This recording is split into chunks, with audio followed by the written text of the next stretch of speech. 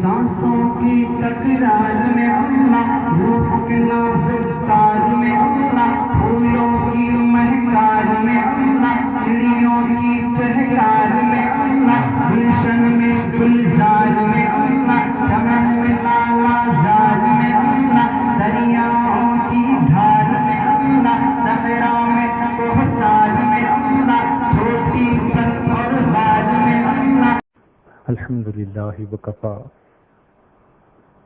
وسلام علی عبادہ الذین اصطفی اما بعد اعوذ باللہ من الشیطان الرجیم بسم اللہ الرحمن الرحیم شہر رمضان الذی انزل فیہ القرآن سبحان ربک رب العزت عما یصفون وسلام علی المرسلین والحمد للہ رب العالمین اللہم صل علی سیدنا محمد وعلی آل سیدنا محمد وبارک وسلم اللہم صل علی سیدنا محمد وعلی آل سیدنا محمد وبارک وسلم اللہم صلی علی سیدنا محمد وعلی آل سیدنا محمد وبارک وسلم۔ رمضان کا لفظ الرمضاء اس سے نکلا ہے۔ اس کا مطلب ہوتا ہے تیزی، شدت، سختی۔ جیسے کہا گیا رمض یومنا کہ آج بہت تیز گرمی ہے، ای اشتد حر۔ جب کوئی پرندہ بہت سخت پیاسا ہو تو اس کے لیے عربی زبان میں کہتے ہیں رمض الطائر، کہ پرندے کو سخت پیاس لگی ہے۔ چنانچہ احادیث میں چاشت کی نماز کے وقت کے بارے میں کہا گیا صلاۃ الاوابین حتی ترمز الفصال، جب اونٹنی کے بچے کے پاؤں جلنے لگتے ہیں، 11 بجے کا وقت دن میں دھوپ ذرا تیز ہو جاتی ہے تو اس کو چاشت کی نماز یا صلاۃ الضحیٰ کہا گیا۔ مسلم شریف کی روایت ہے، صحابہ رضی اللہ تعالیٰ عنہم نے ایک مرتبہ ظہر کی بات کہی تو فرماتے ہیں شکونا الی رسول اللہ صلی اللہ علیہ وسلم الصلاۃ فی رمضان، ہم نے ایک مرتبہ شکایت کی کہ ظہر کے وقت بہت گرمی ہوتی ہے۔ رمضان فعلان کے وزن پر علم جنس ہے۔ بعض نے کہا کہ باب سمع یسمعون، اس میں رمض یرمز، اس سے مصدر ہے، کیونکہ انسان کو اپنے گناہوں کی تپش کی وجہ سے تپش ملنی تھی، اللہ نے اس تپش کو مٹانے کا جو مہینہ بنایا اس کا نام رمضان تجویز فرمایا۔ روزے کو عربی میں صوم کہتے ہیں، لفظی معنی ہے کسی کام سے رک جانا۔ جیسے بی بی مریم نے تہیہ کر لیا کہ میں نے قوم سے بات کوئی نہیں کرنی، چپ رہنا ہے، تو اس کے جواب میں انہوں نے کیا کہا انی نذرت للرحمن صوما، اس کے لیے بھی یہی لفظ استعمال ہوا۔ عربوں میں گھوڑے کو جب تربیت دیتے ہیں تو اس کو کافی دیر بھوکا پیاسا رکھتے ہیں، کیونکہ سفر میں جنگ میں ممکن ہے وقت پہ چارہ نہ ملے، تو اس کے لیے اس کو تیار ہونا چاہیے۔ تو جو گھوڑا ایسی کیفیت میں ہو کہ اس کا پانی بھی بند کر دیا جائے، چارہ بھی بند کر دیا جائے، اس کے لیے بھی صوم کا لفظ استعمال ہوتا ہے۔ اس گھوڑے کو صائم کہتے ہیں۔ آج کی ہماری زبان میں اگر سیڈ سے سیڈلنگ تیار کر لی جائے کسی خاص انوائرمنٹ میں اور پھر اس کو فیلڈ کے اندر لگانا ہو تو اس کو کہتے ہیں ہارڈن آف، تو اس کو تھوڑی دیر نکال کے دھوپ پہ رکھ دیتے ہیں، پانی بھی نہیں دیتے، پودا ذرا سخت ہوتا ہے، تو یہ ہارڈن آف کرنا اس کو صائم کہا گیا۔ شرعی اصطلاح میں صوم کہتے ہیں کہ خاص وقت میں خاص چیز سے خاص مقصد کے ساتھ رک جانا۔ چنانچہ حافظ ابن حجر رحمۃ اللہ علیہ نے صوم کی تعریف یہ کی، فرماتے ہیں وفی الشرع امساک مخصوص فی زمن مخصوص عن شیء مخصوص بشرائط مخصوصہ۔ چنانچہ ہم رمضان میں دن کے وقت کھانا پینا جماع اس سے پرہیز کرتے ہیں، رک جاتے ہیں، کس نیت کے ساتھ؟ عبادت کی نیت کے ساتھ، اس لیے یہ صوم کہلاتا ہے۔ اگر نیت کچھ اور ہو تو پھر بے شک اگر کوئی بندہ کھانے پینے سے رکا رہے اس کو روزہ دار نہیں کہیں گے۔ کسی صاحب کو وزن گھٹانے کا شوق پیدا ہو جائے اور وزن گھٹانے کی نیت سے وہ کھانا پینا نہ کھائے تو اگر سارا دن نہ کھائے اس کو صائم نہیں کہیں گے، اس میں نیت کا دخل ہے۔ چنانچہ یہ ایک مہینہ ہے جس کی پہلی رات میں اللہ رب العزت جنت کے دروازوں کو کھول دیتے ہیں۔ بعض ملکوں میں ہم نے یہ طریقہ دیکھا کہ جو بڑے بڑے بلڈرز ہوتے ہیں، عمارتیں بناتے ہیں، وہ ایک محلہ تعمیر کر دیتے ہیں اور پھر اس کے بعد ایک دن ایسا آتا ہے کہ جب وہ کسٹمرز کو وہ دکھاتے ہیں تاکہ پھر اس کی بکنگ شروع کر سکیں، تو اس سے پہلے وہ پورے محلے کو اچھا صاف کر کے پریزنٹیبل بنا دیتے ہیں۔ بالکل اسی طرح اللہ رب العزت جنت کے تمام دروازوں کو کھول دیتے ہیں، خوشبوؤں کی دھونی دی جاتی ہے، حتیٰ کہ حوریں فرشتوں سے پوچھتی ہیں کہ کیا نئی بات ہونے والی ہے، تو ان کو بتایا جاتا ہے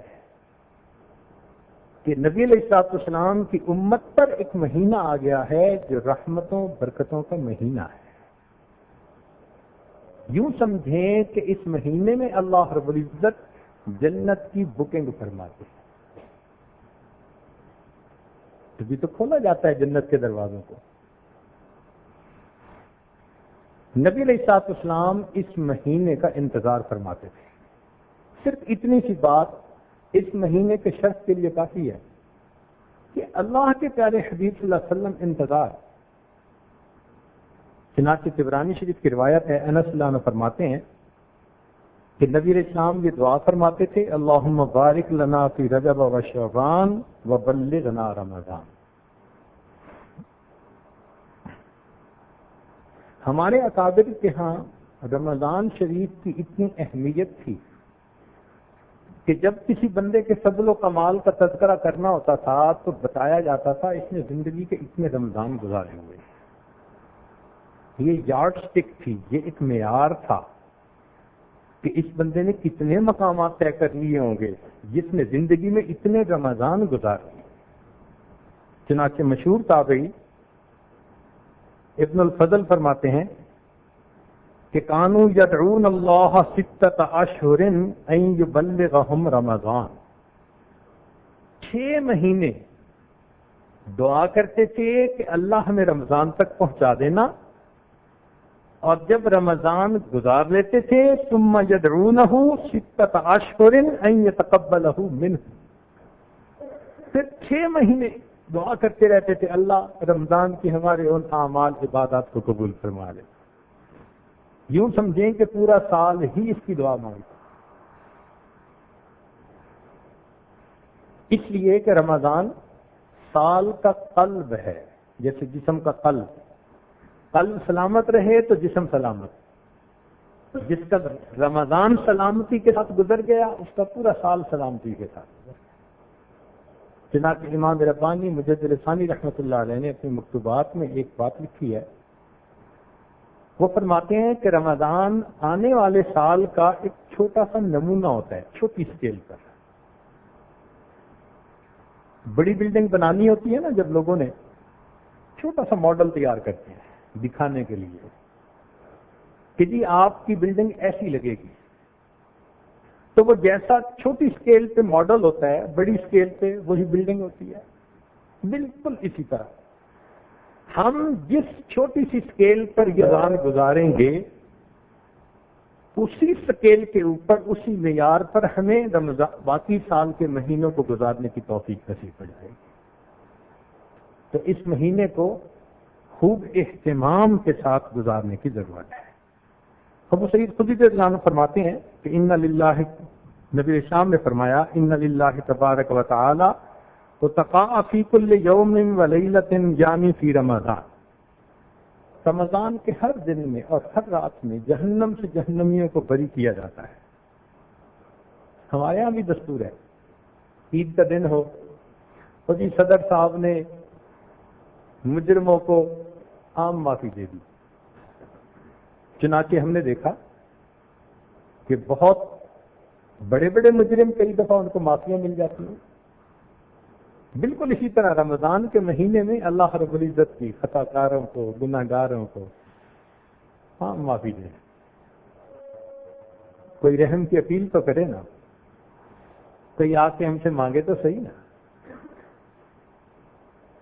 تو یہ رمضان کا مہینہ ایسا۔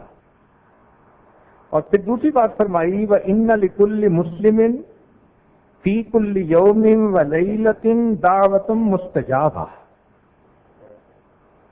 ہر مومن مرد ہو یا عورت جس نے بھی روزہ رکھا ہر رات میں اور ہر دن میں اس کی دعا کو اللہ تعالیٰ قبول فرماتے ہیں۔ اب یہاں یہ ایک نقطہ سمجھیں کہ اگر کوئی بندہ آپ کی نظر میں بڑا ولی ہے، بہت اولیاء میں سے ہے، ولایت کے مقام پہ فائز ہے، اور وہ کسی وقت آپ کو کہہ دے کہ جی میرے دل پر الہام ہوا ہے یہ قبولیت دعا کا وقت ہے، دعا کرو، تو آپ کیسے دعا کریں گے؟ بڑے ذوق شوق لجاجت کے ساتھ کہ جی ایک ولی نے کہہ دیا قبولیت دعا کا وقت ہے۔ ارے ولی کی بات کیا، سید الانبیاء، سید الاولیاء، امام الانبیاء، امام الملائکہ، اللہ کے محبوب حضرت محمد مصطفیٰ احمد مجتبیٰ صلی اللہ علیہ وسلم وہ فرما رہے ہیں کہ سحری میں اور افطاری میں اللہ رب العزت روزہ دار کی دعا کو قبول فرماتے ہیں۔ تو ہمیں سحری اور افطاری میں کیسے دعا کرنی چاہیے؟ پکے یقین کے ساتھ۔ ہماری آنکھ کا دیکھنا غلط ہو سکتا ہے، ہمارے آقا کا نکلا ہوا زبان سے لفظ وہ غلط نہیں ہو سکتا۔ سارا سال شکوے کرتے ہیں، روتے ہیں، عاملوں کے پیچھے بھاگتے ہیں، بیٹی کا رشتہ نہیں ہوتا، بیٹے کو نوکری نہیں ملتی، بات درست نہیں ہوتا، کاروبار نہیں چلتا، اور اس قسم کی ساری باتیں۔ کیا ضرورت ہے؟ جب اللہ رب العزت نے اس مہینے میں دعا قبول کرنے کا وعدہ فرما لیا اور اللہ کے پیارے حبیب صلی اللہ علیہ وسلم نے خوشخبری عطا فرما دی، سبحان اللہ، مزے ہو گئے ہمارے۔ لیکن عام طور پر آپ دیکھیں شیطان اس وقت میں بندے کو دعا مانگنے سے غافل کر دیتا ہے۔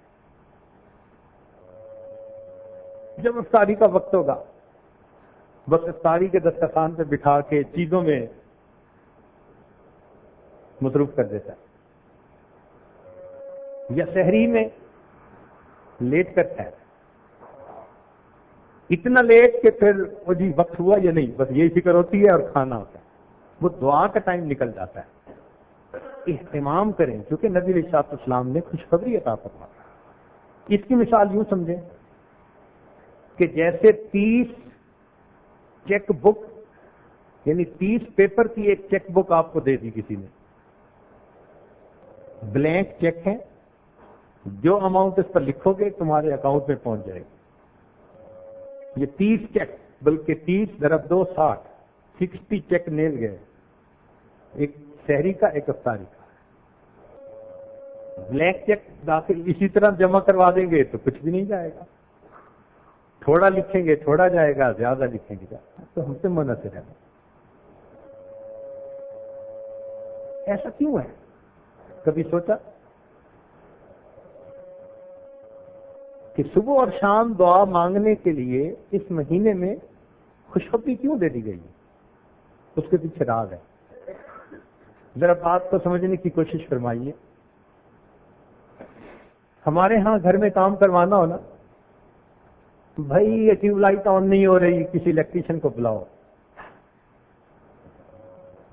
تو الیکٹریشین کو بلانے کے لیے جاتا ہے نوکر اور اس سے پوچھتے ہیں بھائی تم کیا مزدوری لوگے، طے کر کے 100 روپیہ 200 روپیہ، اور اس کو پھر گھر لے کے آتا ہے کام کروانے کے لیے۔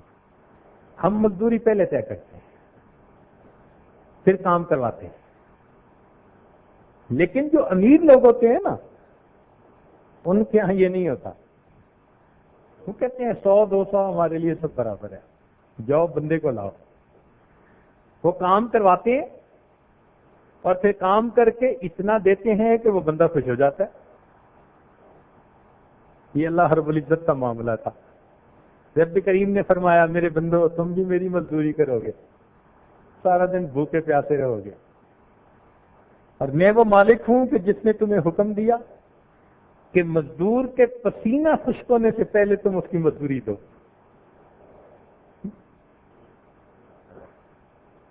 لیکن تم تو مزدوریاں طے کرتے ہو نا، میں طے بھی نہیں کرتا، اور میں پہلے سے بتا دیتا ہوں کہ میں جو کہو گے تمہیں عطا کر دوں گا۔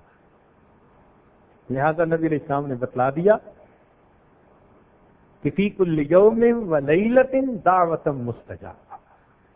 یہ چھوٹی سی بات نہیں ہے، سمجھدار بندے کے لیے یہ بہت بڑی بات کر دی گئی ہے۔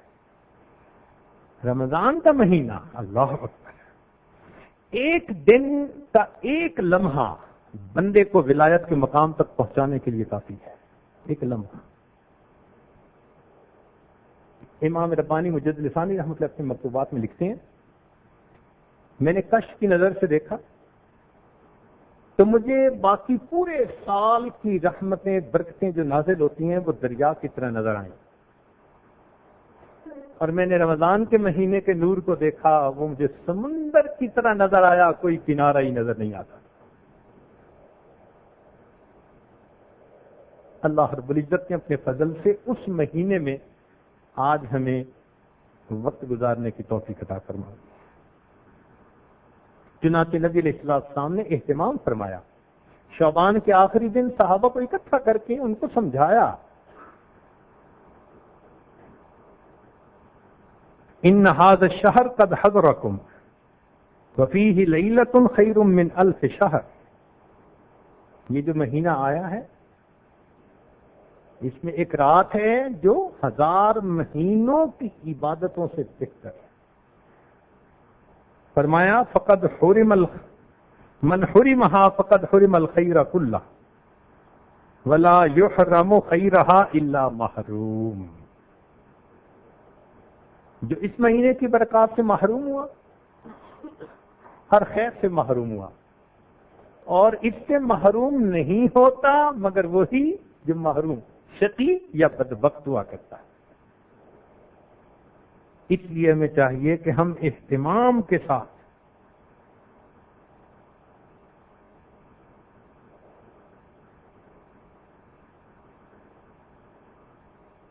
چنانچہ حدیث پاک میں فرمایا کہ یہ ایک مہینہ ہے فینزل الرحمہ، اس میں رحمت کا نزول ہوتا ہے، وَيَحُطُّ الْخَطَايَا، اور گنہگاروں کی خطاؤں کو معاف کیا جاتا ہے، وَيَسْتَجِيبُ فِيهِ الدُّعَاء، اور اس میں دعا کو قبول کیا جاتا ہے. وَيَنْظُرُ اللَّهُ تَعَالَى إِلَىٰ تَنَافُسِكُمْ فِيهِ، اور اللہ تعالیٰ اس میں تمہارے تنافس کو دیکھتے ہیں. تنافس کہتے ہیں آگے بڑھنے کی کوشش کرنا. کون کتنا آگے بڑھنے کی کوشش کرتا ہے، کون کتنا اللہ کو راضی کرنے کے لیے زیادہ مجاہدہ، زیادہ محنت، زیادہ یکسوئی. اللہ اکبر. اللہ تعالیٰ اس کو دیکھتے ہیں. تو بھئی روزے تو سب نے رکھے، مگر اللہ تعالیٰ یہ دیکھیں گے کہ اس روزے کو کما حقہ آداب کے ساتھ کس نے.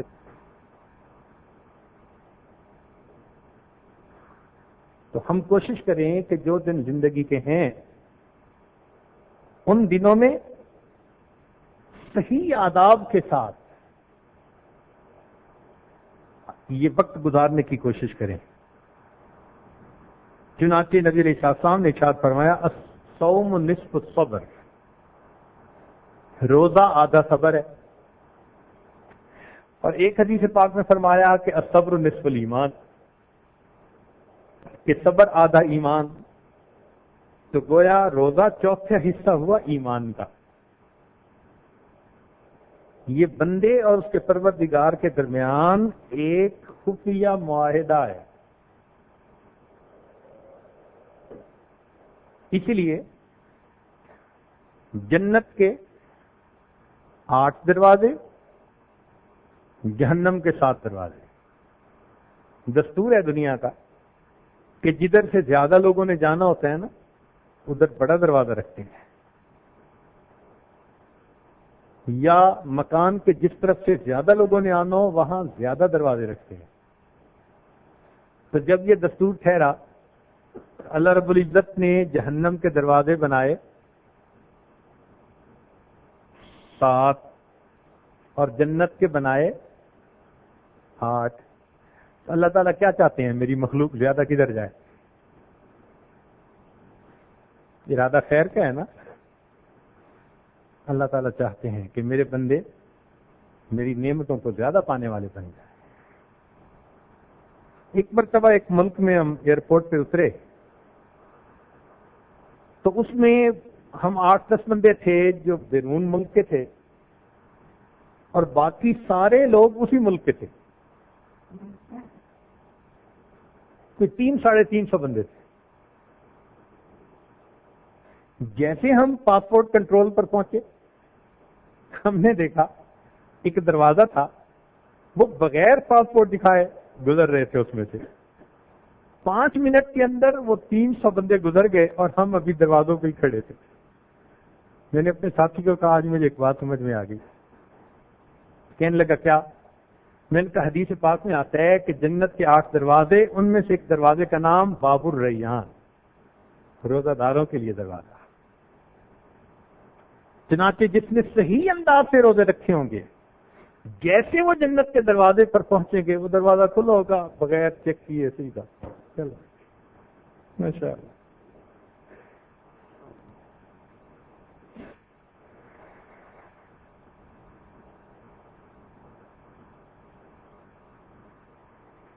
چنانچہ روزہ رکھنے کے 3 درجات ہیں.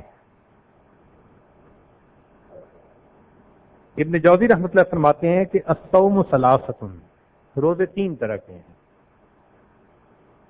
صوم الروحی، روح کا روزہ،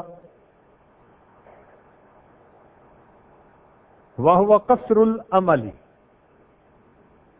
اور یہ ہے اپنی امیدوں کو مختصر کرنا. وصوم العقل، عقل کا روزہ، وہو مخالفت الہوا، اور وہ ہے اپنی خواہشات کی مخالفت کرنا. وصوم الجوارح، اور اعضاء کا روزہ، وہو الامساک عن الطعام والشراب والجماع، کھانے پینے اور جماع سے رکنا، یہ اعضاء کا روزہ. تو 3 درجے ہوئے روزے کے. اعضاء اور جوارے کو کھانے پینے اور جماع سے روکیں، یہ 1 درجہ ہوا. ایک اس سے ذرا بلند درجہ ہوا وہ ہوا عقل کا روزہ کہ خواہشات جو انسان کے دماغ میں نفسانی شیطانی شہوانی خیالات آتے ہیں ان کو روکے، یہ عقل کا روزہ ہوا۔ اور ایک ہوا دل کا روزہ۔ دل کا روزہ کیا کہ دل میں ماں سوا کی محبت نہ ہو، ایک اللہ کی محبت۔ تو گویا روزہ دار تین طرح کے، کھانے پینے جماع سے رکنے والا وہ بھی روزہ دار، مگر اس نے ذرا کم درجے کا روزہ رکھا۔ جس نے اپنے آپ کو نفسانی شیطانی وساوس خیالات سے بچایا اور اللہ کی یاد دل میں رکھی، یہ اس سے بہتر روزے والا۔ اور جس نے سحری سے لے کے افطاری تک اپنے دل کی توجہ اللہ کے سوا کسی غیر کی طرف ہونے ہی نہیں دی، فرمایا کہ یہ ہے سب سے اعلیٰ روزہ رکھنے والا بندہ۔ چنانچہ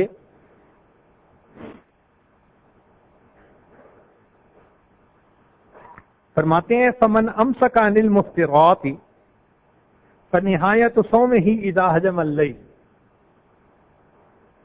جس بندے نے آزاد جوارے کا روزہ رکھا، جب رات آ گئی اس کا روزہ ختم۔ ومن امسک عن الاغیار، اور جس نے ماں سوا کی محبت سے روزہ رکھا، مخلوق کی نفسانی شیطانی شہوانی محبت ان سے روزہ رکھا، ومن امسک عن الاغیار فنہایت صومہ ان یشہد الحق، اس کے روزے کا افطار اس وقت ہے جب اس کو اپنے رب کا دیدار نصیب ہوگا۔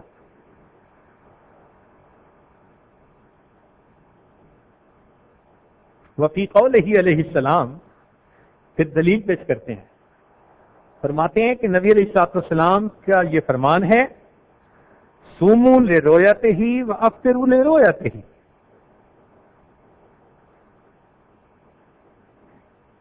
عام معنی تو یہی ہے کہ بھئی چاند دیکھو روزہ رکھو، رمضان شروع کر دو، اور چاند دیکھو تو پھر عید کا دن شروع۔ وہ فرماتے ہیں نہیں، اس کا معنی اور بھی ہے، فرماتے ہیں صوموا لرؤیتہ، یہاں لام تعلیلیہ بنے گا علت کے لیے کہ روزہ رکھو اللہ کے دیدار کے لیے۔ لرؤیتہ کا معنی کیا بنے گا؟ اللہ کے دیدار کے لیے۔ وَأَفْطِرُوا لِرُؤْيَتِهِ، اس میں جو لام ہوگا یہ با کے معنی میں ہوگا کہ تم پھر افطار کرو گے برؤیتہ اللہ کے دیدار کے ساتھ۔ چنانچہ اصل روزہ تو یہ ہوا نا۔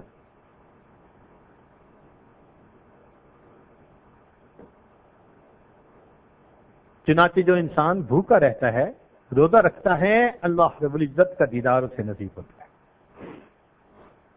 تفسیر روح البیان میں یہ لکھا قال اللہ تعالیٰ فی مخاطبت عیسیٰ علیہ السلام تجوع ترانی، عیسیٰ علیہ السلام کو اللہ تعالیٰ نے فرمایا آپ اگر بھوکا رہیں گے تو آپ میرا دیدار حاصل کر سکیں گے۔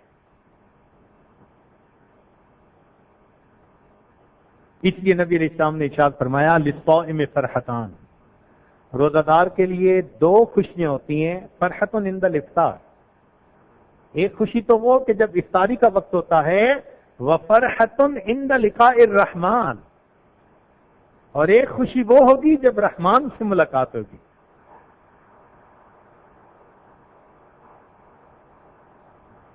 چنانچہ روح البیان میں ایک حدیث پاک کو نقل کیا گیا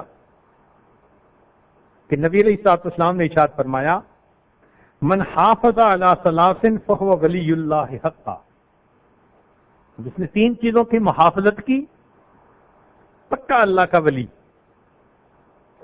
ومن ضیعہن فهو عدو اللہ حقا، اور جس نے ان تین چیزوں کو ضائع کیا وہ اللہ کا پکا دشمن۔ فرماتے ہیں الصلاۃ، ایک نماز، دوسرا والصوم، اور تیسرا وغسل الجنابہ، غسل جنابت، ان تین چیزوں کے بارے میں۔ اور اسی تفسیر روح البیان میں ہی ہے وفی بعض الخبر ان الجنان یشتقن الی اربعۃ نفر، فرماتے ہیں کہ جنتیں 4 بندوں کی مشتاق ہوتی ہیں، ان کی ملاقات کا انتظار کرتی ہیں۔ کون سے 4 بندے؟ صائم رمضان، رمضان کا روزہ رکھنے والا، وتالی القرآن، قرآن کی تلاوت کرنے والا، وحافظ اللسان، اپنی زبان کی حفاظت کرنے والا، ومطعم الجیران، اور اپنے پڑوسی کو کھانا کھلانے والا۔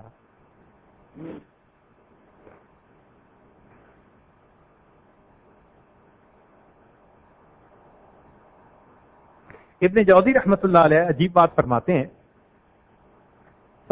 کہ جس نے رمضان کا روزہ صحیح آداب کے ساتھ رکھا، من صام رمضان فی انصات وسکون وکف سمعہ وبصرہ ولسانہ ویدہ وجوارحہ عن الحرام والکذب والغیبۃ والاذی، جس نے روزہ اس طرح سے رکھا کہ اس نے اپنے اعضاء سے کوئی بھی گناہ نہ کیا، فرماتے ہیں کہ قیامت کا دن ہوگا، ایک طرف من اللہ تعالی یوم القیامت، وہ قیامت کے دن اللہ تعالیٰ کے اتنا قریب ہوگا، حتیٰ تمس رکبتہ رکبت ابراہیم علیہ السلام، حتیٰ کہ اس کے یہ گھٹنے ابراہیم علیہ السلام کے گھٹنوں کے ساتھ آ کر ملیں گے، اتنا قریب ہو جائے گا۔ جس نے رمضان کو صحیح گزارا، اتنا ابراہیم علیہ السلام کے وہ قریب ہو جائے گا۔ اور ابن جوزی رحمۃ اللہ علیہ، حالانکہ یہ سخت آدمی ہے حدیث کے معاملے میں، فرماتے ہیں کہ قال علیہ الصلوۃ والسلام، نبی علیہ الصلوۃ والسلام نے ارشاد فرمایا، لو یعلم الناس ما لهم فی شہر رمضان، اگر لوگوں کو پتہ چل جائے کہ ان کو رمضان کے مہینے میں کیا ملتا ہے، لتمنوا ان تکون السنۃ کلھا رمضان، یہ تمنا کرتے کاش کہ پورا سال رمضان بنا دیا جاتا۔ اتنا کچھ تو رمضان میں ملتا ہے نا۔ چنانچہ وہ شعر لکھتے ہیں، یجاز الصائمون اذ استقاموا بدار الخلد والحور الملاحی، کہ جزا دی جائے گی، صلہ دیا جائے گا روزے داروں کو اگر وہ استقامت کے ساتھ روزہ رکھیں، جنت میں گھر کا، اور حور الملاحی، یہ ملیح پہ ہے، جیسے نبی علیہ السلام نے فرمایا کہ میرا بھائی یوسف صدیق تھے وَأَنَا ملیح، ہم کہتے ہیں جس کو نمکین چہرہ۔ نمکین چہرہ کا مطلب ہوتا ہے کہ بندہ دیکھے تو نظر ہٹانے کو جی نہ کرے، بار بار دیکھے۔ وَبِالْغُفْرَانِ مِنْ رَبٍّ عَظِيمٍ وَبِالْمُلْكِ الْكَبِيرِ بِلَا بَرَاحٍ فَيَا أَحْبَابَنَا اجْتَهِدُوا وَجِدُّوا لِهَذَا الشَّهْرِ مِنْ قَبْلِ الرَّوَاحِ، اے دوستو خوب جد و جہد کرو، محنت کرو اس سے پہلے کہ یہ مہینہ ہم سے جدا ہو جائے۔ اثر الرحمن ان یمحو ذنوبی ویغفر ذلتی قبل افتضاحی، قریب ہے کہ رحمان ہمارے گناہوں کو معاف کر دے اور بخش دے ہماری لغزشوں کو اس سے پہلے کہ ہماری قیامت کے دن فضیحت ہو جائے۔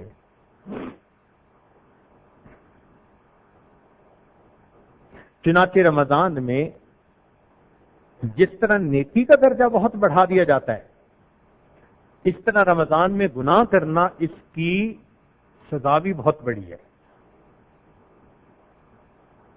ابن جوزی رحمۃ اللہ فرماتے ہیں، قال علیہ الصلوۃ والسلام، من سرق فی رمضان، جس نے رمضان میں چوری کی، او زنا یا زنا کیا، او غصب یا غصب کیا، اور انتہک حراما یا حدود توڑ دی اللہ کی، او شرب خمرا یا شراب پی، او تعدی ظلما یا کسی پر ظلم کیا، لم یتقبل اللہ منہ صرفا ولا عدلا اللہ تعالیٰ اس کے نہ فرض قبول کرے گا نہ نفل قبول کرے گا.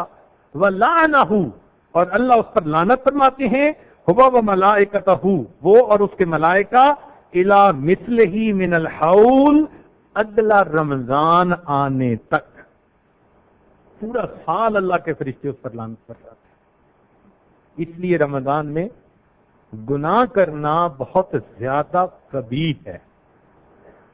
یہ مہینہ اللہ کا قرب حاصل کرنے کا، اس مہینے میں بھی انسان اللہ سے غافل ہو تو پھر تو انسان بہت بڑی خیر سے محروم ہو گیا. اس لیے ہمیں چاہیے کہ ہم رمضان کے اس مہینے کی اہمیت کو پہچانیں اور اپنے رب کو اس میں منانے کی پوری کوشش کریں. یہ روزے پہلوں پر بھی فرض کیے گئے تھے، مگر نصارہ پر 30 روزے فرض تھے. وکیل کہا گیا ان النصارى فرض علیہم صیام شہر رمضان فی الانجیل، کہ ان پر انجیل میں رمضان کے مہینے کے روزے فرض کیے گئے تھے. فکانوا یصومون شہرا، وہ ایک مہینہ کے روزے رکھتے تھے. فمرض ملک من ملوکہم، ان کے بادشاہوں میں سے ایک بادشاہ بیمار ہو گیا. فجعل علیہم ان افاق ان یزیدوا فیہ 10 ایام، کہنے لگے اگر اس کو صحت ہو گئی تو ہم 10 دن اور روزے رکھیں گے. 30 کے 40 بنا لیے. اب سوال یہ پیدا ہوتا ہے کہ رمضان کے 30 روزے آخر کیوں رکھے گئے؟ تو فرماتے ہیں کہ فإن قیل لما فرض رمضان 30 یوما، رمضان کے 30 روزے کیوں فرض کیے گئے؟ جواب میں فرماتے ہیں انہ قیل ان الوقوف علی الصراط 30 سنۃ، قیامت کے دن پل صراط پر 30 سال کے لیے بندے کھڑے ہوں گے، وقوف ہوگا.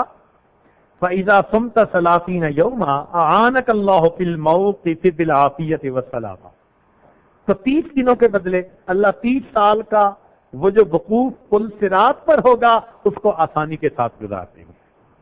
فرماتے ہیں مثل هذا الشهر كمثل رسول ارسله سلطان الى قوم، اس مہینے کی مثال ایسی ہے جیسے ایک بادشاہ اپنا نمائندہ کسی قوم کی طرف بھیجے. اگر وہ قوم اس نمائندے کا اکرام کرے، اس کی بات مانے، تو نمائندہ جب آ کر رپورٹ دیتا ہے تو بادشاہ کو وہ قوم اچھی لگتی ہے، خوشی ہوتی ہے. اور اگر وہ غلط رپورٹ دے کہ جی ان لوگوں نے میری بے اکرامی کی، توجہ ہی نہیں کی، بات ہی نہیں سنی، تو بادشاہ کو پھر غصہ آتا ہے اس کے اوپر. اسی طرح رمضان کا مہینہ جس نے اچھے انداز سے رمضان گزارا، قیامت کے دن رمضان اس کی شفاعت کرے گا. کیا مطلب؟ کہ جب رمضان اپنی رپورٹ پیش کرے گا تو اس کی رپورٹ کو سن کر اللہ رب العزت اس بندے سے محبت فرمائے گا. اور جو کہے گا کہ اس کو تو فرق ہی کوئی نہیں پڑا تھا، اس کا تو معمول وہی تھا جو پہلے تھا، پرواہ ہی نہیں تھی اس کو، تو پھر اللہ رب العزت کو اس سے ناراضگی ہوگی. چنانچہ یہ مہینہ علوم و معارف کے حصول کا بھی ذریعہ بنتا ہے، اس لیے کہ بندے کا پیٹ کافی وقت خالی رہتا ہے. یہ جو بھوک ہے نا، اس کے فوائد بھی بہت ہیں. تصوف و سلوک میں تو جتنی منازل ہیں ان کے طے ہونے میں اس بھوک کو بنیادی درجہ حاصل ہے. اسی لیے قلت طعام مستقل ایک پوائنٹ ہے. بلکہ یحییٰ بن معاذ رحمۃ اللہ علیہ فرمایا کرتے تھے کہ لو کان الجوع یباع فی السوق، اگر بھوک بازار کے اندر بک رہی ہوتی، لکان المرید محقوقا اذا دخل السوق ان لا یشتری شیئا غیرہ، تو مرید سالک کو چاہیے تھا کہ اگر وہ بازار میں داخل ہوتا تو بھوک کے سوا کوئی چیز نہ خریدتا. اتنے اس کے فوائد ہیں. ایک بزرگ بھوک کے فوائد گنوا رہے تھے. کسی نے کہا حضرت یہ بھوک بھی کوئی فائدے کی چیز ہے؟ فرمان لگے ہاں، اگر فرعون کو بھوک آتی تو وہ کبھی انا ربکم الاعلی کا دعویٰ اپنی زبان سے نہ نکالتا. اس نے خدائی کا دعویٰ اسی لیے کیا کہ اس کو بھوک کا پتہ نہیں تھا، پیٹ بھرا ہوا تھا.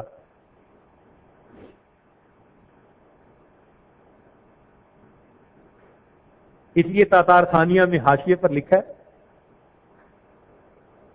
کہ جو بہت پیٹ کو بھر کے رکھتا ہے نا بندہ، اس پر کسی کی نصیحت کا اثر نہیں ہوتا، اس پر کسی کی نصیحت کا اثر نہیں ہوتا، اور اگر وہ کسی کو نصیحت کر دے تو اس کی نصیحت پر دوسرے پہ اثر نہیں ہوتا۔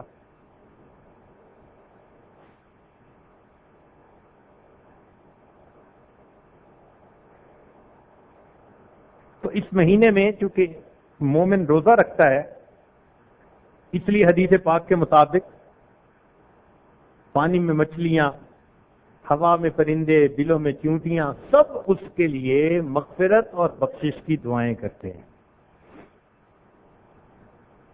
فرماتے ہیں قیل الشہور الاثنا عشر کمثل اولاد یعقوب علیہ الصلوۃ والسلام، مہینے 12 ہیں، جیسے یعقوب علیہ الصلوۃ والسلام کے 12 بیٹے تھے۔ حضرت یوسف علیہ السلام نے خواب دیکھا تھا نا، انی رأیت 11 کوكبا، تو 11 کوكب ہو گئے اور 12ویں یہ خود ہو گئے، تو 12 بیٹے ان کے۔ تو فرماتے ہیں کہ شہر کے پورے سال کے مہینے بھی 12 ہوتے ہیں۔ اب جس طرح یوسف علیہ السلام کی وجہ سے اللہ تعالیٰ نے ان کے 11 بھائیوں کی توبہ کو قبول کر لیا تھا، جو مہینہ رمضان کو اچھا گزارے گا اللہ اس کے بدلے 11 مہینوں کے گناہوں کو بھی جلدی معاف فرما۔ چنانچہ ابو امامہ رضی اللہ تعالیٰ نے روایت فرماتے ہیں قلت یا رسول اللہ صلی اللہ علیہ وسلم مرنی بعمل، ابو امامہ رضی اللہ عنہ فرماتے ہیں میں نے کہا یا رسول اللہ صلی اللہ علیہ وسلم مجھے کسی کام کا حکم فرمائیے۔ فرمایا علیک بالصوم، روزے رکھا کرو، فإنہ لا عدل لہ، اس لیے کہ اس کے برابر کوئی دوسری چیز نہیں۔ قلت یا رسول اللہ، میں نے کہا اے اللہ کے پیارے حبیب صلی اللہ علیہ وسلم منی بعمل، اور کوئی عمل بتائیے۔ قال علیک بالصوم، فرمایا روزہ رکھو، فإنہ لا عدل لہ، اس کا کوئی برابر ہی نہیں ہے۔ فرماتے ہیں تیسری مرتبہ میں نے کہا یا رسول اللہ صلی اللہ علیہ وسلم مرنی بعمل، مجھے کسی کام کا حکم فرمائیے۔ تیسری مرتبہ نبی علیہ السلام نے فرمایا علیک بالصوم فإنہ لا مثل لہ، کہ تم روزے رکھو کہ روزے کا مثل کوئی ہے ہی نہ عمل۔ اب یہاں آ کے بات سمجھنے والی ہوئی کہ روزے کا مثل کوئی دوسرا عمل نہیں۔ کیوں جی؟ بات سمجھائیں گے، آگے چلیں، سمجھائیں توجہ سے۔ اعمال مختلف طرح کے ہیں، چنانچہ ایک حدیث پاک میں نبی علیہ الصلوۃ والسلام نے یہ بات خود سمجھائی۔ فرماتے ہیں روی عن ابن عمر رضی اللہ تعالی عنہما، ابن عمر رضی اللہ تعالی عنہما سے یہ روایت ہے قال قال رسول اللہ صلی اللہ علیہ وسلم، فرماتے ہیں کہ نبی علیہ الصلوۃ والسلام نے ارشاد فرمایا الاعمال عند اللہ عز وجل 7، اعمال اللہ کے ہاں 7 طرح کے ہیں۔ اعمال کتنی قسم کے ہوئے؟ اجر کے اعتبار سے جو ان کا بدلہ ملتا ہے نا اعمال کا اللہ کے ہاں بندے کو، تو اجر اور ریوارڈ اس کے اعتبار سے اگر تقسیم کی جائے تو اعمال کتنے بنے؟ 7 طرح کے اعمال ہیں۔ فرماتے ہیں عملان موجبان، 2 عمل ایسے ہیں کہ وہ واجب کر دیتے ہیں، لازم و ملزوم۔ ہم کہتے ہیں نا جی کہ یہ چیز تو لازم و ملزوم ہے، ایک کے ساتھ دوسری جڑی ہوئی ہوتی ہے۔ تو فرمایا کہ 2 عمل ایسے ہیں عملان موجبان، 2 عمل ایک دوسرے کے اوپر لازم و ملزوم والے۔ وہ کون سے ہو گئے؟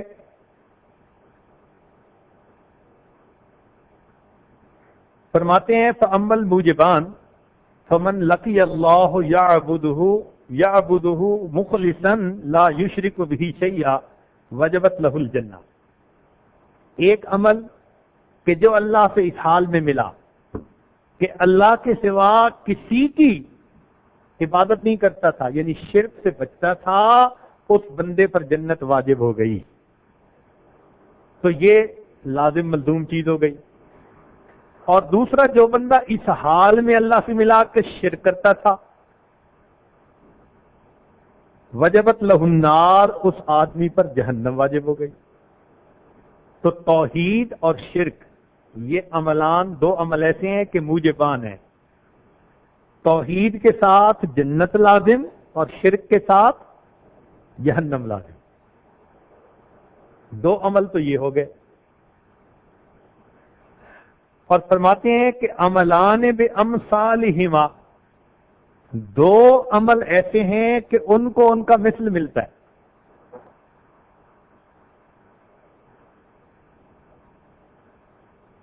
مثلا من عمل سیئۃ جزی بہا، جس نے گناہ کیا اس کو گناہ کی جیسی کرنی ویسی، یہ جیسا کیا ویسا مل گیا. بِأَمْثَالِهِمَا. اور دوسرا وَمَنْ أَرَادَ أَنْ يَعْمَلَ حَسَنَةً فَلَمْ يَعْمَلْهَا جُزِيَ مِثْلَهَا، جس نے نیکی کا ارادہ کیا اگرچہ کر نہ سکا، ایک نیکی اس کو بھی مل گئی. تو یہ دو عمل جن کو مثل مل جاتا ہے. تو عمل چار طرح کے ہو گئے نا. یہاں دو تھے عملان موجبان جو واجب لازم والے تھے، توحید کے ساتھ جنت واجب اور شرک کے ساتھ جہنم واجب. پھر عملان بامثالہما کہ ان کے مثل ملتا ہے. گناہ کیا، جتنا کیا اتنی سزا ملی. نیکی کا ارادہ کیا، اگر کر نہیں سکا تو بھی ایک اس کو عمل کا اجر، نیک نیکی مل گئی. یہ بامثالہما. تو یہ چار ہو گئے. پھر اس کے بعد فرماتے ہیں وَعَمَلًا بِعَشْرِ أَمْثَالِهِ، ایک عمل ایسا بھی ہے کہ جس کا 10 گنا. ایک عمل جس کا، یہ پانچواں ہو گیا. وہ کون سا عمل ہے؟ فرماتے ہیں من عمل حسنۃ جزی عشرہ، جس نے نیک عمل کر لیا اس کو 10 گنا اجر ملا. اللہ تعالیٰ کا فرمان ہے من جاء بالحسنۃ فلہ عشر امثالھا. اب یہ 5 عمل ہو گئے. عملان موجبان، توحید پہ جنت اور شرک پہ جہنم. گناہ کا اتنا ہی بدلہ اور نیکی کی نیت پہ ایک ثواب. تو یہ 4 ہو گئے. 5واں عمل جس کا 10 گنا ملتا ہے کہ اگر نیکی کا کام کرو تو اللہ تعالیٰ اس کا 10 گنا اجر عطا فرماتے ہیں. پھر اس کے بعد 6واں عمل آ گیا. فرماتے ہیں وَعَمَلٌ ب700، ایک عمل ایسا ہے کہ اس کا اجر 700 گنا. واہ، یہ کیا چیز ہے؟ فرمایا ومن انفق مالہ فی سبیل اللہ ضاعفت لہ نفقتہ الدرہم ب700، جو اللہ کے راستے میں خرچ کرتا ہے، صدقہ کرتا ہے، تو 1 درہم کے بدلے 700 درہم کا ثواب. قرآن پاک میں فرما دیا کمثل حبۃ انبتت 7 سنابل فی کل سنبلۃ 100 حبہ. ایک دانہ تھا، 7 شاخیں، اور پھر ہر شاخ پر جو سٹی تھی اس سٹی کے اندر 100 دانے. تو ایک کے کتنے بن گئے؟ 700. اب یہ 6 عمل ہو گئے. 2 عمل موجبان، توحید پہ جنت واجب، شرک پہ جہنم واجب. 2 بامثالہما، گناہ جتنا کرے گا سزا ملے گی، نیکی کی نیت بھی کر لے گا تو ایک نیکی کا ثواب. 5واں اگر نیکی کا عمل کر لیا تو 10 گنا بڑا میں اجر ملا. چھٹا، اگر اللہ کے راستے میں 1 درہم خرچ کیا تو 700 درہم کا ثواب ملا. تو یہ 6 عمل ہو گئے. نبی علیہ السلام فرماتے ہیں کہ 7واں عمل وعمل ایسا عمل ہے لا یعلم ثواب عاملہ الا اللہ، کہ اس عمل کے کرنے والے کے ثواب کو اللہ کے سوا کوئی نہیں جانتا. چنانچہ یہ کون سا عمل ہے؟ فرمایا والصیام للہ عز وجل لا یعلم ثواب عاملہ الا اللہ عز وجل، رواہ الطبرانی فی الاوسط والبیہقی. سبحان اللہ. تو یہ روزہ کیسا عمل ہوا کہ اس کے ثواب کو اللہ کے سوا کوئی جانتا ہی نہیں، اللہ ہی جانتا ہے. اور یہ ذہن میں رکھیں کہ بڑوں کی دین بڑی ہوا کرتی ہے. کوئی آدمی اس عاجز سے آ کے کہے کہ جی مجھے ضرورت ہے، تو ہو سکتا ہے میں اس کو اپنی طرف سے 5-10 روپے دے دوں. کسی امیر بندے کے پاس چلا جائے تو وہ 2-4 ہزار دے دے گا. کسی اور وزیر کے پاس چلا جائے تو وہ اس کو ہو سکتا ہے 50,000 دے دے. کسی اور ملک کے بڑے کے پاس چلا جائے تو وہ ہو سکتا ہے اس کو 5-4 لاکھ دے دے. اور عرب ملک کے کسی بادشاہ کے پاس چلے جاؤ تو ملین میں باتیں ہوتی ہیں وہاں. تو معلوم کہ جتنا رتبہ بڑھتا جا رہا ہے اتنی عطا بھی. تو کیا خیال ہے کہ جب رب کریم عطا فرمانے والے ہوں گے، لہو مقالید السماوات والارض، آسمان اور زمین کے خزانوں کی کنیاں جس کے ہاتھ میں ہے، اس کی دین بھی تو پھر اس کی شان کے برابر ہوگی. اس لیے اس کا ثواب بندہ کوئی نہیں جانتا. اس لیے ہمیں چاہیے کہ ہم اس رمضان کا خوب اکرام کریں، گناہوں سے اپنے آپ کو بچائیں اور نیکی میں اپنے آپ کو لگائیں. اگر ہم اکرام کریں گے تو اس پر اجر ملے گا، اور اگر اکرام نہ کریں گے تو پھر اس کی سزا بھی بہت زیادہ. چنانچہ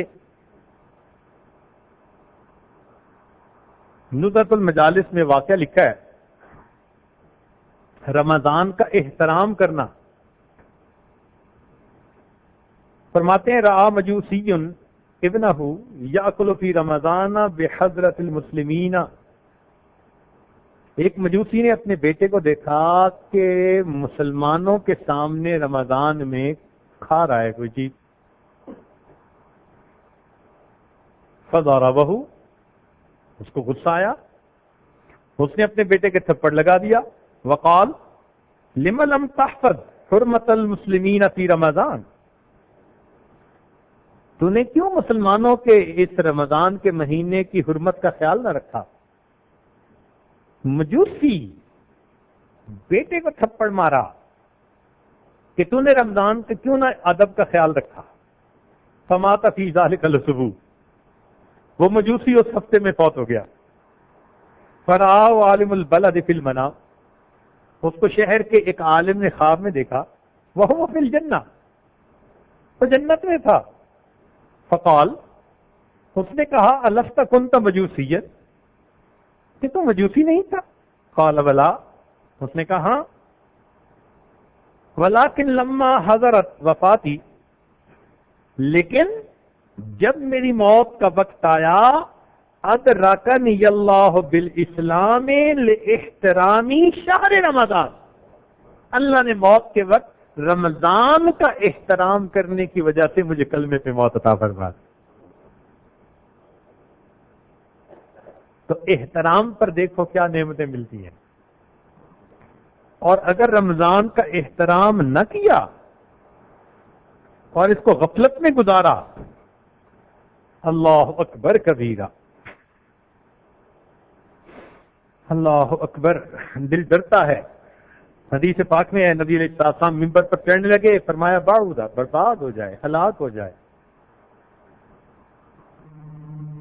صحابہ نے پوچھا اللہ کے نبی صلی اللہ علیہ وسلم، ہم نے پہلے تو کبھی ایسا نہیں دیکھا. فرمایا جبریل میرے پاس آئے اور انہوں نے کہا برباد ہو جائے وہ شخص جس نے رمضان کا مہینہ پایا اور اس نے اپنی مغفرت نہ کروائی اور میں نے اس پر آمین کہہ دی، کیونکہ آپ نے ہر قدم پر اوپر قدم رکھتے ہوئے فرمایا تھا آمین آمین آمین۔ اور دوسرا فرمایا برباد ہو جائے وہ شخص جس نے ماں باپ کو اپنی زندگی میں پایا اور اس نے اپنی بخشش نہ کروائی۔ میں نے کہا آمین۔ اللہ اکبر۔ تو بھائی اب ہمیں تو نہیں پتا کہ مغفرت ہوئی یا نہیں، اس لیے یہ جو 10 دن ہے نا، یہ اعتکاف میں آ کر بیٹھے۔ اعتکاف وقوف سے نکلا ہے۔ وقوف کا مطلب ہوتا ہے جم جانا، چوکھٹ پکڑ کے بیٹھ جانا۔ بس ہم اللہ تعالیٰ کے در کی چوکھٹ پکڑ کے بیٹھے کہ مولا بخشش کروانے کے لیے آئے ہیں، اپنے گناہوں کو دھلوانے کے لیے آئے ہیں، سخت دلوں کو نرم کروانے کے لیے آئے ہیں، تیری چوکھٹ پکڑ کر بیٹھے۔ ایک بھکاری ایک بڑے سخی کے دروازے پہ حاضر ہے، اس امید کے ساتھ کہ دروازہ کھلے گا، میرا کام بن جائے گا۔ اس لیے یہ جو رمضان، یہ جو آخری 10 دن ہے نا، یہ بڑے اہم ہیں۔ حدیث پاک میں آتے ہیں من اخلص اللہ 40 یوما، جس نے 40 دن اخلاص کے ساتھ عبادت کے ساتھ گزارے، اللہ تعالیٰ اسے ایسا نور دیتا ہے کہ اس کے قلب سے حکمت کے چشمے پھوٹتے ہیں۔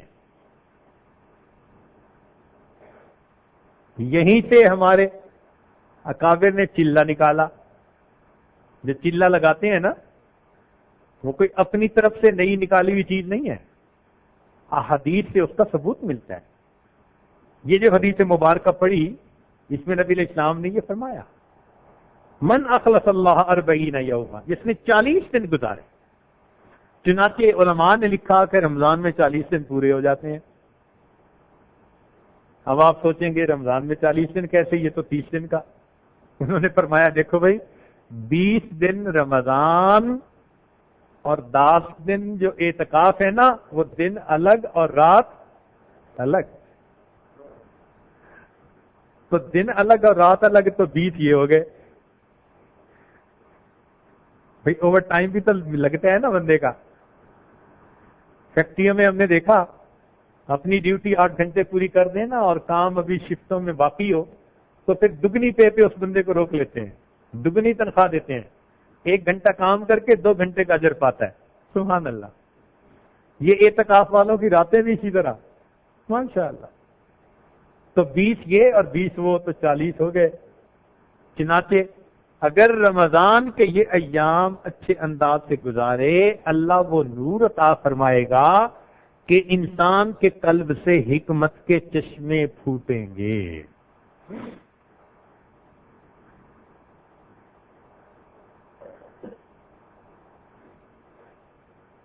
اب اس میں ہمیں ایک چیز سیکھنی ہے، سادہ لفظوں میں بات سمجھائیں تاکہ ہر بندے کو سمجھ میں آ جائے کہ ہم نے ان 10 دنوں میں اللہ تعالیٰ سے ایسا تعلق جوڑنا ہے جیسا بچے کا ماں کے ساتھ ہوتا ہے۔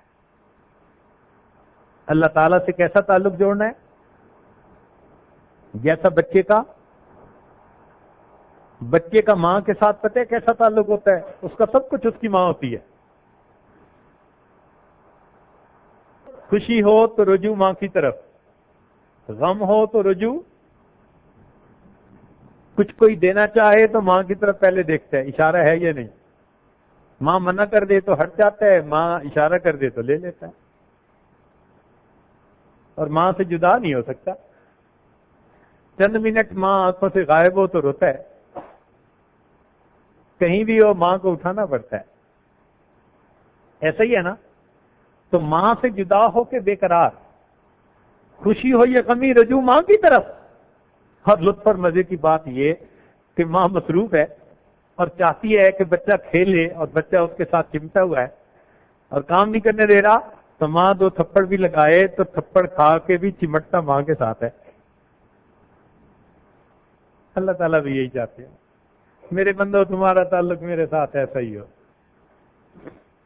اللہ اکبر. تمہیں خوشی ملے رجوع میری طرف، تمہیں غم ملے رجوع میری طرف. تم مجھ سے جدا ہو کے ایسے بے قرار جیسے بچہ ماں سے جدا ہو کے بے قرار. اور اگر کوئی امتحان میں بھی میں تمہیں ڈال دوں تو جیسے بچہ تھپڑ کھا کے ماں سے لپٹتا ہے، میرے بندو تم اور مجھ سے لپٹو.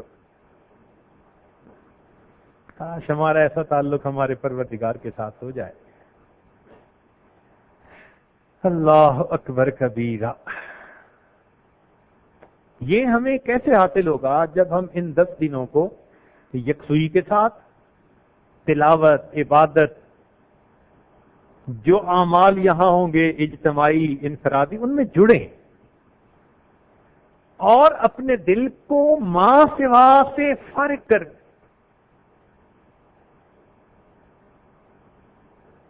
بالخصوص باہر کی دنیا سے رابطہ منقطع کر دیں. آج کے دور میں ایک مصیبت آ گئی ہے جو دیکھنے میں چھوٹی سی ہے لیکن اس کا فتنہ بڑا موٹا ہے. بلکہ میں اپنے دوستوں کو کہتا ہوں کہ انسانوں کی تاریخ میں شیطان کو کبھی اتنا فساد مچانے والا اسلحہ نہیں ملا تھا جتنا اب ملا ہے، اور اس کا نام ہے سیل فون. یہ چھوٹا سا ہوتا ہے، بڑی مصیبت ہے. اوہو، مسجد میں اعتکاف میں بھی یہ آپ کو چین سے نہیں بیٹھنے دے گا شیطان. اس کی وجہ سے فون آئیں گے، آپ فون کریں گے، میسجز ہوں گے، اور اعتکاف میں ہیں اور ابھی رابطہ ٹوٹ نہیں رہا. تو جب رابطہ نہیں ٹوٹے گا تو ادھر رابطہ جڑے گا کیسے بھائی؟ تبتل کیسے حاصل ہوگا؟ اس لیے اس سیل فون کو ضرورت کے لیے استعمال کریں، جائز. ضرورت سے زیادہ اگر استعمال کریں گے تو نقصان دہ ہوگا. یہ بہت نقصان کی چیز ہے، مجبوراً رکھنی پڑتی ہے. گھر میں چھری رکھتے ہیں مگر احتیاط ہوتی ہے ہمیشہ. استعمال بھی کرتے ہیں تو احتیاط کے ساتھ، پکڑاتے بھی ہیں تو احتیاط کے ساتھ. یہ سیل فون اس قسم کی چیز ہے، بہت نقصان دہ چیز ہے. تو اس سے اس دوران اپنے آپ کو بچائیں. یہ نہ ہو کہ مسجد میں بیٹھے ہیں اور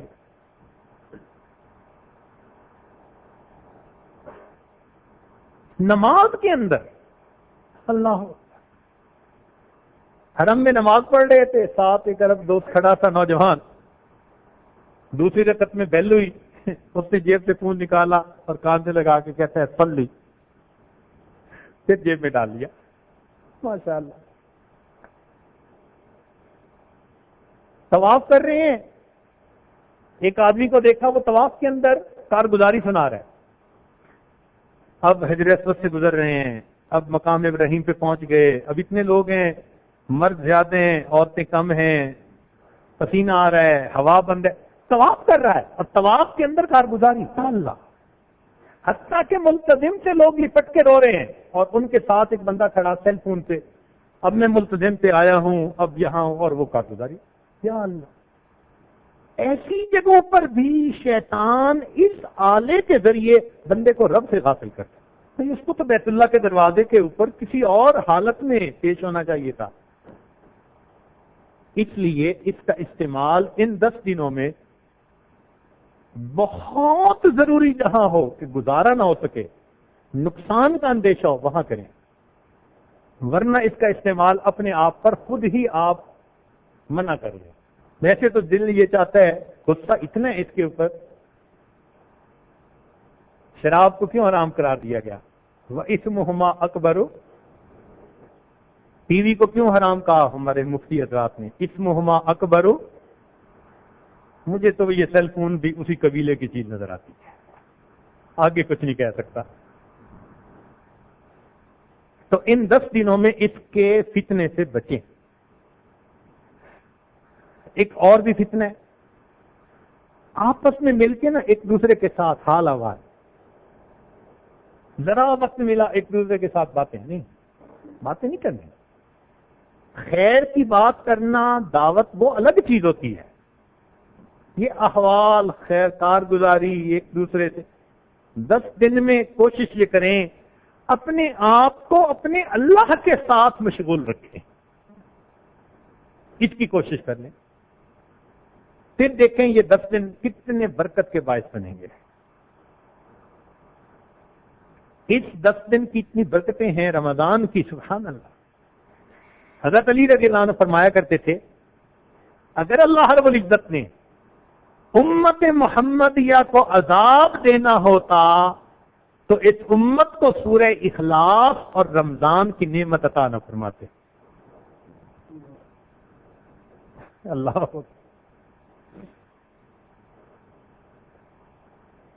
تو بھائی اس وقت کو ہم غنیمت سمجھ کے، ایسا نہ ہو کہ ہم غفلت میں وقت گزار بیٹھیں. وقت تو گزر جائے گا، اور یہ رمضان کا مہینہ تو مجھے ایسے لگتا ہے جیسے ہاتھ میں مچھلی پکڑی ہو نا کسی نے اور ہاتھ سے وہ نکل جائے. لڑکپن میں ایک دفعہ یہ واقعہ پیش آیا تھا. ہم ایک جگہ گئے تھے تو کچھ لوگ فشنگ کر رہے تھے. انہوں نے ایک بڑی ساری مچھلی پکڑی. جب دیکھا کہ ایک گیسٹ مہمان بھی آیا ہوا ہے تو انہوں نے، میرے بڑے بھائی تھے، ان کو دکھائی. بھائی نے مجھے پکڑا دی. اب عمر تو چھوٹی تھی، کوئی 7ویں 8ویں کلاس کا بچہ تھا. وہ زندہ مچھلی تھی، ابھی تازہ پکڑی گئی تھی اور دریا کے کنارے ہی کھڑے تھے. انہوں نے میرے ہاتھ میں پکڑائی، جیسے میں نے ہاتھ میں لی وہ جو ہلی اور سیدھا پانی میں ہاتھ سے ہی نکل گئی. وہ مجھے تو ہر دفعہ رمضان ایسے ہی نظر آتا ہے. ہر دفعہ انتظار میں ہوتے ہیں رمضان آئے گا، یہ کریں گے اور پتہ چلتا ہے کہ آج 20 دن گزر گئے، اب 10 دن رہ گئے. اب یہ 10 دن گزرنے کا بھی پتہ نہیں چل رہا. یہ ایسی چیز ہے، نکل جاتا ہے ہاتھوں سے. اس لیے اس وقت کے ایک ایک منٹ کی قدر کریں. دن ہو یا رات ہو برابر ہے، بلکہ آخری عشرے کی راتیں اور زیادہ اہمیت کی حامل ہیں.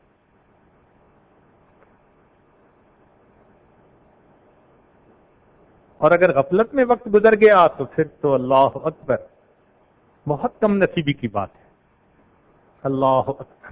ایک حدیث پاک ہے،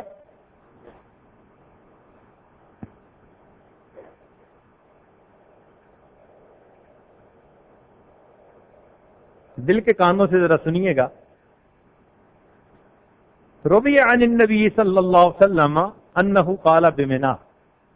نبی علیہ الصلوۃ والسلام سے روایت ہے اور آپ منا میں تھے جب آپ نے یہ بات فرمائی. نبی علیہ السلام نے یہ بات بتلائی. کیا بات بتلائی؟ اذا کان یوم القیامت بینما انا واقف عند المیزان. قیامت کا دن ہوگا اور میں میزان کے پاس کھڑا ہوں گا. فیؤتی بشاب من امتی. میری امت کے ایک نوجوان کو لایا جائے گا. والملائکۃ یضربونہ وجہا ودبرا. اور ملائکہ اس کے منہ پہ تھپڑ مار رہے ہوں گے اور اس کے پیٹھ پہ چابک لگا رہے ہوں گے. اللہ کے حبیب صلی اللہ علیہ وسلم فرما رہے ہیں میری امت کا نوجوان اس طرح پیش کیا جائے گا. ملائکہ اس کو تھپڑ مارتے ہوں گے، چابک لگا رہے ہوں گے. والملائکۃ یضربونہ وجہا ودبرا فیتعلق بی. اور وہ نوجوان آ کر میرے ساتھ چمٹ جائے گا.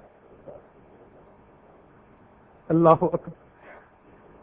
وہ نوجوان آئے گا، فرشتے اسے مار رہے ہوں گے، اور جب وہ میرے پاس پہنچے گا فیتعلق بی، وہ نوجوان میرے ساتھ آ کر چمٹ جائے گا. وہ یقول، اور یہ کہے گا یا محمد المستغاث المستغاث بک. اے محمد صلی اللہ علیہ وسلم میری مدد کیجیے، میری مدد کیجیے. فاقول، میں یہ کہوں گا یا ملائکۃ ربی ما ذنبہ. اے میرے رب کے ملائکہ اس کا کیا گناہ ہے؟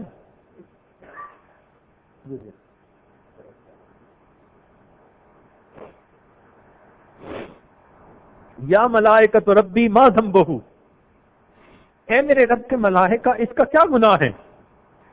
فیقولون، تو وہ یوں کہیں گے ادرک شہر رمضان فعصى اللہ فیہ، اس نے رمضان کا مہینہ پایا اور اس نے اس میں گناہ کیا، ولم یتب، اور توبہ بھی نہ کی، فاخذہ اللہ فجأۃ، اللہ نے اچانک اس کو موت دے دی۔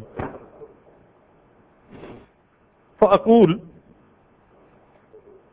میں اس نوجوان سے کہوں گا هل قرأت القرآن، اے نوجوان کیا تو نے قرآن پڑھا؟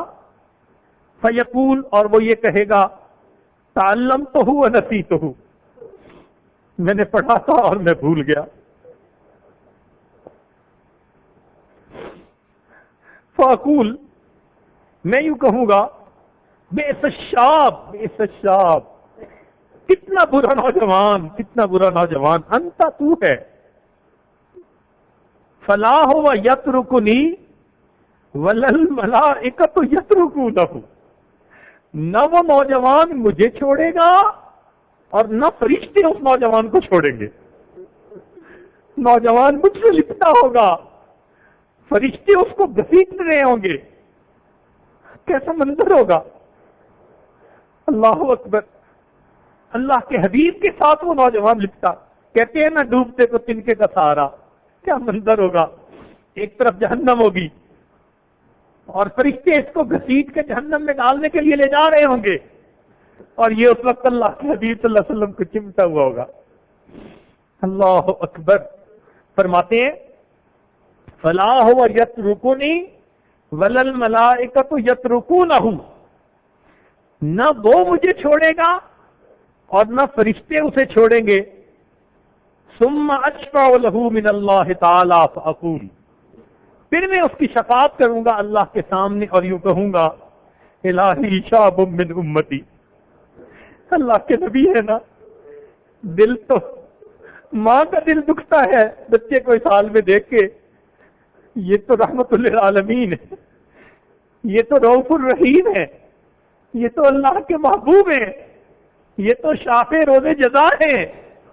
فرماتے ہیں میں اس کو دیکھ کر اس کی شفاعت کروں گا، فاقول، اور یوں کہوں گا الہی شاب من امتی، اللہ میری امت کا ایک نوجوان ہے۔ فیقول اللہ تعالی، اللہ فرمائیں گے ان لہ خصما قویا یا احمد، اے احمد اس کا فریق مخالف بڑا سخت ہے، بڑا قوی ہے، اس کا جو فریق مخالف ہے۔ فاقول، میں پوچھوں گا ومن خصمہ یا رب حتی ارضیہ، کون اس کا فریق مخالف ہے، میں اس کو راضی کر دیتا ہوں۔ فیقول اللہ تعالی، اللہ تعالیٰ فرمائیں گے خصمہ شہر رمضان، اس کا فریق مخالف رمضان کا مہینہ ہے۔ فاقول، میں یہ کہوں گا انا بریء ممن خصمہ شہر رمضان، میں بری ہوں اس بندے سے جس کا فریق مخالف شہر رمضان ہے۔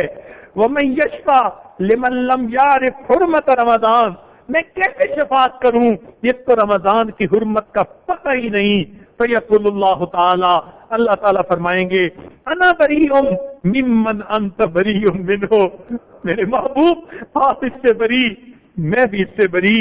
اتنا کہنے کے بعد فینطلق بہ الی النار، اس کو گھسیٹ کر جہنم کے اندر داخل کر دیا جائے گا۔ اللہ اکبر کبیرہ۔ اللہ رب العزت ہمیں رمضان مبارک کے اس مہینے کی صحیح معنوں میں قدر کرنے کی توفیق عطا فرمائے۔ چنانچہ علماء نے لکھا ہے کہ حضرت موسیٰ علیہ السلام نے اللہ تعالیٰ سے یہ سوال کیا تھا کوثر پر کہ اے اللہ، جو تجلی آپ میرے اوپر فرماتے ہیں کیا دنیا میں کسی اور پر بھی یہ تجلی ہوگی؟ تو اللہ رب العزت نے فرمایا ہاں، میں اپنے محبوب کی امت کے روزے داروں پر افطار کے وقت تجلی ان کے دلوں پر فرمایا گیا. یہاں پہاڑ پہ تجلی تھی، میں افطار کے وقت ان کے دلوں پہ تجلی فرمایا گیا. اللہ اکبر، یہ رمضان کا مہینہ ہے. اور ویسے بھی دستور ہے بھائی کہ جب کسی بڑے سے ملاقات کرنی ہو انتظار میں بیٹھنا ہوتا ہے. منسٹر سے ملاقات، کسی چیئرمین سے ملاقات، گھنٹوں انتظار میں بیٹھنا. یہ جو اعتکاف ہے نا، اللہ نے آپ کو انتظار گاہ میں بلا لیا. آ جاؤ میرے بندو، 10 دن میرا انتظار کر لو. تم جو دل میں تمنائیں رکھتے ہو میں پروردگار تمہاری تمناؤں کو پورا کر دوں گا. ماں اپنے بچے کو جب اچھا لباس پہنانا ہوتا ہے نا تو نہلاتی ہے، غسل دیتی ہے، جسم کی میل اتار دیتی ہے. اللہ تعالیٰ نے بھی رمضان کا مہینہ ایسا ہی بنایا کہ اس میں روزوں کے ذریعے اللہ تعالیٰ دلوں کی میل اتار دیتے ہیں، پھر اسے اپنے قرب کی پوشاک عطا فرما دے. بس ہم اس میں اللہ سے اللہ ہی کو مانگے، میرے اللہ ہمیں اپنے بندوں میں شامل فرما لیجیے. دن رات ماہ و سال سے آگے نہیں گئے، دن رات ماہ و سال سے آگے نہیں گئے، ہم بھی تیرے خیال سے آگے نہیں گئے. دن رات ماہ و سال سے آگے نہیں گئے، ہم بھی تیرے خیال سے آگے نہیں گئے. دنیا نے تجھ سے مانگا ہر روز کچھ نیا، ایک ہم تیرے سوال سے. اللہ آپ سے آپ ہی کو مانگتے ہیں.